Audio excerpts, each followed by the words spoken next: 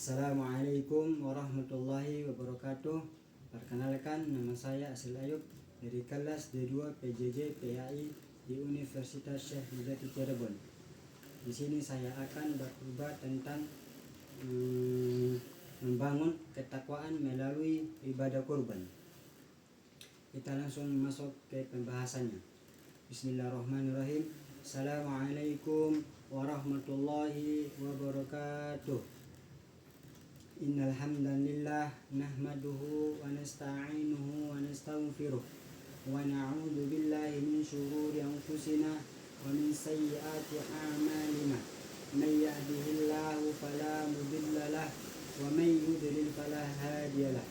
Asyhadu an la ilaha illallah wahdahu la syarika lahu wa asyhadu anna Muhammadan 'abduhu wa rasuluh. فقال تعالى الله بالقرآن الكريم يا أيها الذين آمنوا اتقوا الله حق تقاته ولا تموتن إلا وأنتم مسلمون. فقال تعالى يا أيها الذين آمنوا قولوا قولا سديدا يصلح لكم أعمالكم ويغفر لكم ذنوبكم ومن يطع الله ورسوله فقد فاز فوزا عظيما. أما بعد فإن خير الحديث كتاب الله خير الهدى هدى محمد sallallahu alaihi wasallam.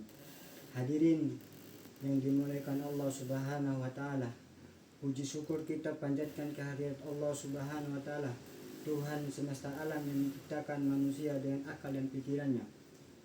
Dialah yang maha bijaksana, yang tidak menetapkan hukum melainkan ada hikmah besar di dalamnya. Salawat serta salam semoga senantiasa tercurahkan kepada Nabi kita Nabi Muhammad sallallahu alaihi wasallam, suri tauladan yang mengajarkan kita bahwa Islam adalah agama yang lurus, yang sesuai dengan akal sehat dan membawa kebahagiaan dunia hingga akhirat. Ma'asyiral muslimin rahimakumullah. Setiap tahun di bulan Zulhijjah kita melaksanakan ibadah agung, kurban bagi sebagian orang. Ini mungkin hanya tampak sebagian tradisi atau kegiatan menyembelih biasa. Namun, jika kita gunakan akal dan logika yang dianugerahkan oleh Allah Subhanahu wa taala kepada kita, akan temukan makna yang jauh lebih dalam. Perintah kurban ini sangat bijaksana dan bertujuan mulia, membangun ketakwaan dan menyempurnakan ketakwaan kita kepada Allah Subhanahu wa taala. Allah Subhanahu wa taala berfirman di dalam surah Al-Hajj, dan kami telah jadikan unta-unta itu sebagian dari syiar Allah bagi kamu, dalamnya ada kebaikan yang banyak. Dan intisari maknanya adalah terdapat di surah Al-Maidah ayat ke-27. Tidaklah daging-daging unta dan darah itu sampai kepada Allah Subhanahu wa taala, tetapi yang sampai kepadanya ialah ketakwaan kita semua. Hadirin yang dirahmati oleh Allah Subhanahu wa taala, Allah itu maha kaya, tidak butuh daging maupun darah. Secara logika lurus, tujuan korban bukan untuk memberikan makan kepada Allah, melainkan untuk memberikan makan jiwa kepada kita. Dan makanan itu adalah ketakwaan kita diri sendiri. Melalui kurban, akal kita menangkap 3 pelajaran besar. Yang pertama adalah kurban mengajarkan bahwa harta bukanlah Tuhan, tapi sarjana mengabdi kepadanya. Manusia fitrahnya mencintai harta. Kita bekerja keras mengumpulkannya. Namun saat Allah memberikan kita membelanjakan sebagian harta untuk berkurban kepadanya, hati kita diajak berdialog. Harta ini saya disayangi, tapi saya lebih sayang Allah. Harta ini saya cintai, tapi saya lebih cinta kepada perintahnya.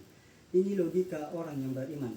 Kita menguasai harta, bukan harta yang menguasai kita. Rasulullah sallallahu alaihi wasallam pun bersabda di dalam hadisnya, tidaklah seorang anak Adam mengajarkan amalan pada hari raya kurban yang lebih dicintai Allah dan selain mengalirkan darah hewan kurban tersebut. Kenapa paling dicintai?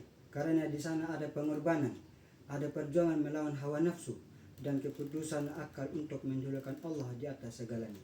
Yang kedua, ma'asyiral muslimin, kurban mengajarkan logika kepada keadilan sosial. Di dunia ini ada yang berlebihan dan ada yang kurang. Jika kaya hanya menimbun, pasti lahir hanya kecemburuan sosial. Disinilah hikmah kurban. Allah Subhanahu wa taala memberitakan, kamu yang mampu, keluarkanlah sebagiannya, bagikan dagingnya kepada yang kurang. Secara nyata ini menyeimbangkan masyarakat. Si kaya belajar rendah hati, si miskin merasa dihargai. Tidak ada iri, tidak ada sombong. Semuanya sama-sama merayakan nikmat kepada Allah Subhanahu wa taala. Orang bertakwa sadar kebahagiaannya tidak lengkap jika ada saudaranya yang lapar. Yang ketiga, ma'asyiral muslimin, kurban mengajarkan logika, ketaatan tanpa syarat. Kita ingat kisah Nabi Ibrahim alaihissalam diperintahkan menyembelih putranya. Nabi Ismail alaihissalam secara logika adalah manusia yang biasa. Mungkin dia bertanya, kenapa harus aku? Kenapa harus anak? Namun akal hamba yang bertakwa dan paham kalau Allah yang perintah, pasti ada kebaikan. Mesti aku belum tahu rahasianya. Namun Nabi Ibrahim alaihissalam langsung taat kepadanya tanpa menawarkan apapun. Beliau sadar akal manusia terbatas, tapi ilmu Allah tak terbatas. Lewat kurban kita kembali pada prinsip ini. Taatilah Allah, baik saat perintahnya sangat jelas masuk akal maupun rahasianya belum kita pahami. Karena kita yakin Allah tidak akan memerintahkan buruk kepada hambanya. Hadirin sekalian yang dirahmati Allah Subhanahu wa taala. Jelas bagi kita semua, kurban bukan sekedar memotong hewan. Kurban adalah ujian keikhlasan, ujian kepedulian, ujian ketaatan. Kurban adalah cara Allah mendidik kita agar punya akal yang sehat, hati bersih, dan menjadi manusia bertakwa.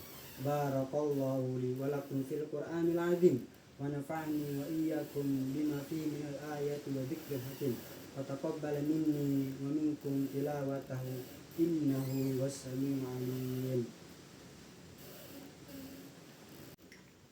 Allahumma salli ala Sayyidina Muhammad wa ala ali Sayyidina Muhammad. Alhamdulillah hamdan katsiran kama amar. Asyhadu an la ilaha illallah wahdahu la syarika lah. Wa asyhadu anna Muhammadan abduhu wa rasuluh. Allahumma salli wa sallim ala Sayyidina Muhammad wa ala alihi wa sahbihi ajma'in. Amma ba'd.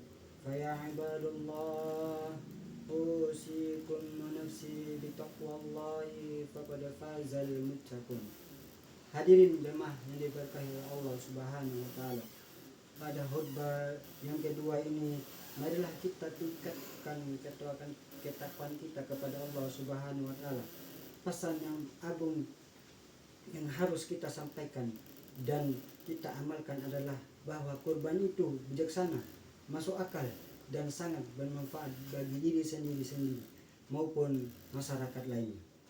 Mari kita jadikan ibadah kurban ini sebagai sarana membersihkan hati dan menyempurnakan akal kita. Semoga hewan yang kita sembelih, semoga harta yang kita infakkan, semoga menjadi bukti kita di hadapan Allah Subhanahu wa taala bahwa kita adalah hamba yang cerdas, hamba yang peduli, dan hamba yang bertakwa kepadanya.